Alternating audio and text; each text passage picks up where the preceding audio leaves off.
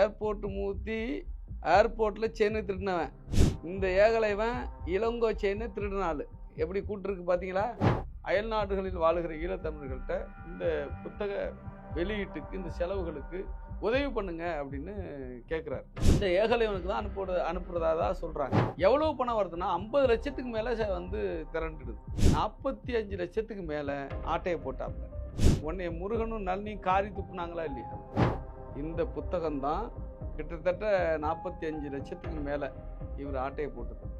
இது ஈழத்தமிழர்கள் மத்தியில் இது மாபெரும் கொந்தளிப்பை ஏற்படுத்தியதா இல்லையா? இந்த இப்படியாப்பட்ட ஒரு குற்ற பின்னணி உள்ள நபர் அவருக்கு வக்காலத்து வாங்கிட்டு சமூக வலைதளங்களில் அதாவது விசிக, திருமாவளவன், திமுக கூட்டணி இந்த ஒரு கான்வர்சேஷனை, ஒரு விவாதத்தை உருவாக்கணும் அப்படின்னு சொல்லி இந்த ராவணா அப்படிங்கிற சேனலில் ஏகலைவன்கிற ஒரு நபர் தொடர்ந்து இது சம்மந்தமான ஏர்போர்ட் மூர்த்திக்காக பல இன்டர்வியூஸ்லாம் போடுறாரு. இந்த அதாவது என்னன்னா, பாம்பின் கால் பாம்பறியும். திருட்டு பயலோட தான் சேருவான். மொல்ல மாதிரியோட தான் போய் சேருவான். முடிச்ச வைக்கோட தான் சேருவான். அப்படிங்கிற கதை தான் இந்த மூர்த்தி, அந்த ஏர்போர்ட் மூர்த்தி இருக்கான அவனுக்கும் ஏகலைவனுக்கான நட்பு. ஏகலைவனை குறித்த கதைகளை நான் சொல்கிறேன் கேட்டுங்க. இவர் எப்படிப்பட்ட நபர்னு சொல்கிறேன் கேட்டுங்க. இல்லை, அதுக்கு உங்ககிட்ட எல்லாம் சான்று இருக்கா? எல்லா சான்றோடு தான் நான் பேசுவேன். இந்த ஏகலைவனுடைய பேர் தமிழரசன். தமிழரசன் ஒரு போராளி உண்டு. என்ன, தமிழ்நாடு விடுதலை படை போராளி. அவர் மேலே நமக்கு பெரிய அளப்பரிய மரியாதை உண்டு. இந்த ஆள் பேர் தமிழரசன் தான். வேட்டவளம் ஊர், திருவண்ணாமலை மாவட்டத்தில் இருக்க வேட்டவளம் ஊர். படிக்கும்போதுலேருந்து இந்த மாபெரும் ஒரு பிற்போக்குவாதி மட்டுமல்ல, இந்த சமூகத்துக்கு விரோதியும் கூட. இவர் இசைக்கல்லூரியில் படித்தார். இசைக்கல்லூரியில் படிக்கும் பொழுது 90s இடஒதுக்கீடு பிற்படுத்தப்பட்டவர்களுக்கு 27% வேலைவாய்ப்பு, கல்வி உள்ளிட்ட அனைத்து செக்டார்லையும் கொடுக்கணும் அப்படிங்கிறது தான் மண்டல் கமிஷன் ரெக்கமெண்டேஷன். அதை நிறைவேற்றுறாரு விபி சிங். அதுக்கு எதிராக நாடு முழுக்க கலவரத்தை பிஜேபி, ஆர்எஸ்எஸ் தூண்டி விடுறாங்க. சங்க பரிவாரங்கள் தூண்டி விடுறாங்க. சமூக நீதிக்கு எதிராக இருக்கிற, பார்ப்பனியத்திற்கு ஆதரவாக இருக்கிற அந்த கும்பலால், பார்ப்பன கும்பலால், பார்ப்பனியத்திற்கு அடிவரடி கும்பலால் அந்த மண்டல் அறிக்கை கொளுத்தப்படுகிறது. நாடு முழுக்க கலவரங்கள் உருவாக்கப்படுகிறது. அந்த நேரத்தில் மண்டல் அறிக்கையை கொளுத்திய நபர்தான் இந்த ஏகலைவன். ஆர்எஸ்எஸ் போட்ட அந்த அஜெண்டாவில் வேலை பார்த்த நபர் தான். ஸ்டூடெண்டா இருக்கும் போதே வேலை பார்த்த நபர் தான் இந்த ஏகலைவன். இப்போ இன்னைக்கும் அதே லைன்ல தான் இருக்கிறாரு. இப்போ யாரு கூட இருக்கிறாரு? மூர்த்தி கூட. மூர்த்தி யாரு கூட இருக்கிறான்? அவர் தொடர்ந்து திராவிட அரசியலுக்கு எதிராகவே திராவிட அரசியலுக்கு எதிராக இருப்பது என்பது வேறு, ஆர்எஸ்எஸோடு இருப்பது என்பது வேறு. ஆனால் திராவிட அரசியலுக்கு எதிராக இருக்கிறவன் ஆர்எஸ்எஸோடு இருக்கிற நபர்களும் இருக்கிறான். நாம் தமிழர் போல, அவனை போல, அந்த மாதிரி ஆட்களை போல தான் இந்த ஏகலைவன். இவருடைய பர்சனல் லைஃபுக்கு வரேன் நான். தேனிசி செல்லப்பான்னு கேள்விப்பட்டிருக்கீங்களா? அவர் ஒரு விடுதலை கவிஞர், விடுதலை பாடகர். ஈழத்தமிழர் ஈழத்தமிழர்களுக்காக பல பாடல்களை பாடியவர். மெதகு பிரபாகரன் அவருடைய போராட்டங்களை மிகப்பெரிய அளவில் பாடல்களில் வெளிக்கொண்டு வந்தவர். அவருடைய மகன் இளங்கோன்னு பேர். அவரும் இவரும் ஃப்ரெண்டு. யாரு?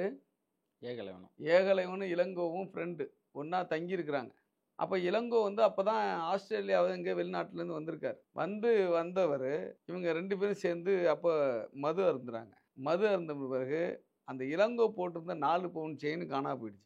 அப்போ இளங்கோவுக்கு என்ன தெரிய வருதுன்னா, தன்னோட இருந்த இந்த ஏகலைவன், இந்த தமிழரசன் தான் நம்ம செயினை திருடிட்டான் அப்படின்னு முடிவு பண்ணுறாப்புல. சென்னை சைதாப்பேட்டை போலீஸில் போய் புகார் கொடுக்குறாரு. புகாரின் அடிப்படையில் இந்த ஏகலைவன் அழைச்சிட்டு போய் விசாரிக்க போகிறாரு காவல்துறையால். விசாரித்து அடித்து கேட்டால் செயினை எடுத்து கொடுத்துறாரு. யாரு? ஏகலைவன். திருடிய செயினை ஏகலைவன் எடுத்து கொடுத்துறாப்புல இளங்கோவுக்கிட்ட, அதாவது போலீஸ்கிட்ட. போலீஸ் இளங்கோட்ட ஒப்படைச்சிது. ஏர்போர்ட் மூர்த்தி ஏர்போர்ட்டில் செயினை திருடினவன். இந்த ஏகலைவன் இளங்கோ செயினை திருடினாள். எப்படி கூட்டிருக்கு பார்த்தீங்களா? இதுதான் எங்கள் ஊரில் எல்லாம் சொல்லுவாங்க, யோகியவன் வரான் செம்பெடுத்து உள்ள வை அப்படிம்பாங்க. அந்த மாதிரி யோகியவன் தான் இவங்க எல்லாம். அப்புறம் இவர் அதன் பிறகு பத்திரிகை துறையில் நுழைகிறார். பத்திரிகை துறையில் நுழைஞ்சி பல நிறுவனங்கள்கிட்ட வேலை பார்க்குறாரு. அப்போ ஒரு சில எழுத்தாளர்னு தன்னை காட்டிக்கிறாப்புல.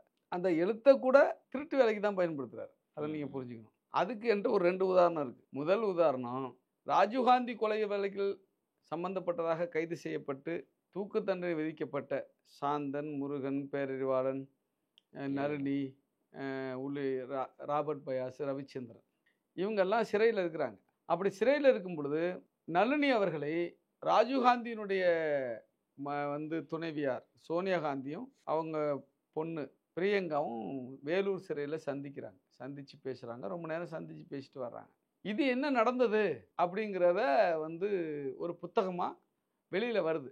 எப்படி புத்தகமாக வருதுன்னா, நளினிக்கு அன்றைக்கு வந்து வழக்கறிஞராக இருந்தவர் வழக்கறிஞர் புகழேந்தி, என்னுடைய நண்பர் தான், சென்னை உயர்நீதிமன்றத்தில் இருக்கிறார். அவரு நளினி கிட்ட வாக்குமூலங்கள் கேட்குறார். என்ன நடந்துச்சு அப்படின்னா, அவர் வந்து அவங்க சொல்ல சொல்ல செய்திகளை வந்து எழுதிட்டு வந்து அதை கேட்டுட்டு வந்து வெளியில் வந்து ஒருத்தர் எழுதணும்ல, எழுதுறதுக்காக இந்த ஆள் அவங்க அறிமுகம் போல இருக்கு. யார்? இந்த ஏகலைவன். இவர்கிட்ட சொல்கிறாங்க. இவர் இந்த டீமோட கொஞ்சம் அறிமுகம் உள்ள நபருங்கிறதுனால இவர்கிட்ட சொல்கிறாங்க. இவர் அதை எழுதுறாப்புல. புகழேந்தி கேட்டுட்டு வந்து கதையை சொல்கிறாரு. அந்த கதையை கேட்டு இவர் எழுதுறார். எழுதி புத்தகம் வந்து உருவாகுதுங்க. அந்த புத்தகம் வந்து உருவாக்குற அந்த செலவுகளை, டைப்பிங், போக்குவரத்து, ஸ்பெண்ட் பண்ணுறது, இவருக்கும் அந்த என்ன சொல்கிறது எழுதுறாங்க இல்லையா, அதுக்கான வருமானம் கொடுப்பாங்க இல்லையா, இதெல்லாம் சேர்த்தா ஒரு 1,00,000 ரூபா வரும். அவ்வளோதான். இதெல்லாம் வந்து எழுதி முடித்து அதை வந்து புத்தகமாக உருவாக்கி அது வெளியீடு நடத்துகிற வரையும் அது ஒரு 1,50,000 செலவு. கிட்டத்தட்ட 2,00,000 ரூபா தான் அதுக்கான செலவு. அதுக்கு அந்த 2,00,000 வந்து ஆர்கனைஸ் பண்ணுறதுக்கு அதை வந்து வசூல் பண்ணி தான் பண்ண முடியும். ஏன்னா இது இந்த புத்தகம் வரணும்னு நினைக்கிறவங்க முருகன், நளினி, அவங்க 2 பேரும் கணவன் மனைவி. இதுக்கு முருகன் என்ன பண்ணுறாரு, தன்னோட வந்து ஈழத்தமிழர்கள்ட்ட, அயல் நாடுகளில் வாழுகிற ஈழத்தமிழர்கள்ட்ட இந்த புத்தக வெளியீட்டுக்கு, இந்த செலவுகளுக்கு உதவி பண்ணுங்க அப்படின்னு கேட்குறாரு. முருகனுடைய கோரிக்கை வந்து வெளிநாடுகளில் உலகத்து முழுவதும் வாழுகிற ஈழத்தமிழர்களுக்கு கொண்டு போய் சேர்க்கப்படுது. அப்போது அந்த பணம் யாருக்கு அனுப்புகிறாங்கன்னா, இந்த ஏகலைவனுக்கு தான் அனுப்புறதா தான் சொல்கிறாங்க. எவ்வளோ பணம் வருதுன்னா 50 லட்சத்துக்கு மேலே வந்து திரண்டுடுது. 2 லட்சம் புக்குக்காக. 2,50,000 லட்சம். அந்த 2,50,000 லட்சம் தான் செலவு. பாக்கி நிதியை வந்து ஒன்று அவர்களுக்கு ஒப்படைச்சிருக்கணும், இல்லை அதை வந்து எல்லாருக்கும் தெரிகிற மாதிரி அதை வேற அடுத்து என்ன பண்ணலாம் அப்படின்னு முடிவு சம்பந்தப்பட்டவங்களுக்காக தெரியப்படுத்திருக்கணும். இந்த ஏகலைவன் வந்து 50 லட்சத்துக்கும் கணக்காட்டாப்புல. செலவு 2 லட்சம் 3 லட்சம் தான் செலவாயிருக்கும். ஆனால் பாக்கி 45 லட்சத்துக்கு மேலே ஆட்டையை போட்டாப்புல. இது ஈழ ஆதரவாளர்கள் மத்தியில், ஈழத்தமிழர்கள் மத்தியில் இது மாபெரும் கொந்தளிப்பை ஏற்படுத்தியதா இல்லையா? உன்னை முருகனும் நளினி காரி துப்புனாங்களா இல்லையா? முருகன் உன்கிட்ட இப்போ பேசுவாரா? அந்த புத்தகத்தோட ஏதாவது வடிவமைப்பு இந்த இருக்க புத்தகத்தோட எல்லாம் ஆதாரத்தோடு தான் சார் பேசுகிறேன்னா. இதுதான் அந்த புத்தகம். ராஜீவ் கொலை, மறைக்கப்பட்ட உண்மைகளும் பிரியங்கா நளினி சந்திப்பும். இந்த புத்தகம்தான் இதை வந்து உருவாக்குவதற்கான அந்த பணியில் தான் கிட்டத்தட்ட 45 லட்சத்துக்கு மேலே இவர் ஆட்டையை போட்டது. இது மட்டும் கிடையாது. அடுத்து என்னன்னு கேட்டிங்கன்னா, அதே தூக்கு தண்டனை கைதியாக இருந்தால் அதை ஈழத்தமிழர் அந்த 6 பேரில் ஒருத்தர் ரவிச்சந்திரன் வந்து ஒரு புத்தகத்தை எழுதுறார். அந்த அதுக்கான ஒரு புத்தகத்தை எழுதுறாப்புல. எழுதி இந்த ஏகலைவன்ட்ட தான் கொடுக்குறாப்புல. இவர் அதை தொகுக்கிறார். அந்த புத்தகத்துக்கு பேர் என்னன்னு கேட்டிங்கன்னா, ராஜீவ்காந்தி படுகொலை, சிவராசன் டாப் சீக்ரெட். சிவராசன் தனு தெரியும்ல உங்களுக்கு. ராஜீவ்காந்தி படுகொலையில் வந்து அவங்கள போலீஸ் தேடினுச்சு. சிவராசன் தனுவும் வந்து தனு தான் ராஜீவ்காந்திக்கு வந்து குண்டு வெடிக்க வச்ச ஒரு நபர். இது குறித்து புத்தகத்தை ரவிச்சந்திரன் எழுதுறார். இந்த புத்தகத்தை தொகுக்கிற வேலையை இந்த ஏகலைவன் செய்கிறாரு. அதுலேயும் 3 லட்ச ரூபா ஆட்டையை போடுறாரு. 50,000, அது சின்ன புத்தகம் தான், 50,000 செலவுக்கு. அதில் 3 லட்சம் ஆட்டையை போட்டு இப்போ ரவிச்சந்திரனுக்கும் அவருக்கும் பேச்சுவார்த்தை கிடையாது. இந்த யோகியவான் தான் இந்த ஏகலைவன். இவர் தான் வந்து மூர்த்திக்காக ஐயோ தகுமா என்று நீலிக்கண்ணி வெடிக்கிற நபர். இப்போ இப்படிப்பட்டவர்கள் ஒன்று சேர்ந்து கொண்டு விடுதலை சித்தைகளை வீழ்த்தி விட வேண்டும். சம்பந்தமே இல்லாமல் ஒரு வந்து லேண்ட் கிராப்பிங்கில் சம்பந்தப்பட்ட ஒரு பிரச்சனைக்காக நடந்த பிரச்சனையை விடுதலை சித்தைகள் கட்சியோடும் விடுதலை சித்தைகள் கட்சியினுடைய தலைவர் டாக்டர் எழுச்சி தமிழரோடும் தொடர்புபடுத்தி இது கட்சிக்கு எதிராகவும் தலைவர் டாக்டர் எழுச்சி தமிழருக்கு எதிராகவும் திசை திருப்ப வேண்டும் என்கிற நோக்கத்தோடு இவங்க செயல்படுறாங்க. இது எல்லாமே ஆர்எஸ்எஸோட அஜெண்டா. இதற்கு முழுக்க உடன் இருப்பது நாம் தமிழர் கட்சி, முழுக்க உடன் இருப்பது சீமான், இப்போ வந்து இந்த மூர்த்திக்கு அப்பேர் ஆகிறதே அந்த நாம் தமிழருடைய வக்கீல்கள் தான். இன்னைக்கு வந்து அவர்களை சார்ந்த இந்த சோசியல் மீடியாவில் ஆக்டிவாக இருக்கிறாங்கல்ல, அவங்க எல்லாரும் தான் இப்போ வந்து இதை வந்து விசிகாவுக்கு எதிராக, தலைவருக்கு எதிராக மாற்றுறதுக்கு முயற்சி பண்ணுறாங்க. இது திட்டமிட்ட சதி. இது எல்லாம் ஒன்று சேர்ந்து நிற்கிறான் பாருங்க. இல்லை, அது அவங்க முக்கியமாக கொண்டு வர்ற அந்த பாயிண்ட், அது கோர் என்ன அப்படின்னா, தமிழ்நாட்டில் விடுதலை சிறுத்தைகள் கட்சி தலைவர் திருமாவளவனை ஏதாவது அரசியல் ரீதியாவோ அல்லது எப்படியோ விமர்சனம் பண்ணுனா அவங்கெல்லாம் இப்படி தான் ரியாக்ட் பண்ணுவாங்க.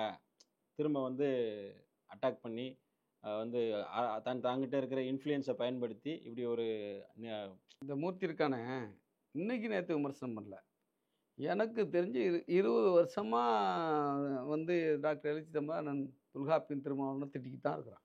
அதே மாதிரி வந்து ரொம்ப மோசமாக ஒருமையில் அவன் பேசிக்கிட்டு தான் இருக்கிறான். 1000 நாய்கள் ஆதவனை பார்த்து குறைக்கலாம், ஆதவனுக்கு அதெல்லாம் தெரியாது. இந்த சனாதன கும்பலிடமிருந்து இந்த நாட்டில் ஜனநாயகத்தை நாம் காப்பாற்ற வேண்டும், ஜனநாயகத்தை தலைக்கு செய்ய வேண்டும், அம்பேத்கரியத்தை இங்கே வந்து நடைமுறைக்கு கொண்டு வர வேண்டும், சமத்துவத்தையும் சமூக நீதியும் காப்பாற்ற வேண்டும் என்பதும் தான் எங்களுடைய நோக்கமே தவிர, அவங்களுக்கு கைக்கூலிகளை எல்லாம் கண்டுக்கிறது எங்களுக்கு நேரம் கிடையாது. அவங்களுக்கு பெரிய கைக்கூலி தமிழ்நாட்டில் நாம் தமிழர். அவனுக்கு எடுப்பு இவன், இவனுக்கு எடுப்பு இந்த ஏகலைவன். இன்றைக்கு வந்து சனாதன சக்திகளுக்கு சிம்ம சொப்பனமாக திகழ்ந்து கொண்டிருக்கிற விடுதலை சிறுத்தைகளை தலைவர் டாக்டர் எழுச்சி தமிழன் தொல்காப்பியன் திருமாவளவனை எப்படியாவது வந்து நாம் முடக்கிட முடியுமா, அல்லது சேரை வாரி இறக்கிட முடியுமா, அல்லது அவர்களை பரப்பிவிட முடியுமா, இதன் மூலமாக இந்த அவருக்கு வந்து ஒரு மிகப்பெரிய நெருக்கடியை உருவாக்கி விட முடியுமா என்ற அசங்க பரிவாரங்கள் முயற்சி செய்கிறார்கள். அந்த முயற்சிக்கான கைக்கூலிகள் தான் இந்த மூர்த்தி ஏகலைவன் போன்ற நபர்கள். அது ஒன்றும் எங்களை செய்து விடாது. நாங்கள் எங்கள் இலக்கை நோக்கி பயணித்துக் கொண்டிருக்கிறோம். எங்கள் இலக்கை அடைவோம். அம்பேத்கரை வெற்றி பெற செய்வோம்.